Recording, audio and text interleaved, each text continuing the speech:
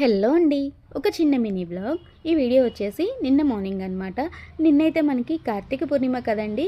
So నేనైతే early morning ఇంట్లో పూజ చేసేసుకొని ఇంకా మా ఇంటి దగ్గరలో శివయ్య టెంపుల్ అయితే ఉందనమాట. ఇంకా అక్కడికి కూడా వెళ్ళి దీపాలైతే వెలిగించేశాను.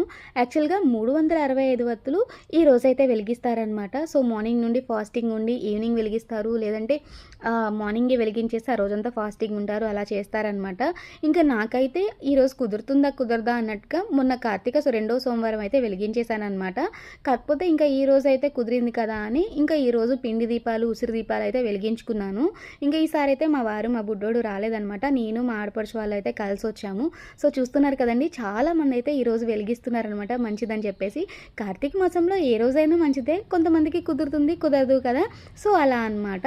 మరి మీరు ఏ రోజు వెలిగించారో కామెంట్ చేసేయండి. నేనైతే ఈవినింగ్ టైంలో మా తులసమ్మ దగ్గర కూడా 365 ఎత్తులు వెలిగించాను. వీడియో నచ్చిందా? నచ్చితే సబ్స్క్రైబ్.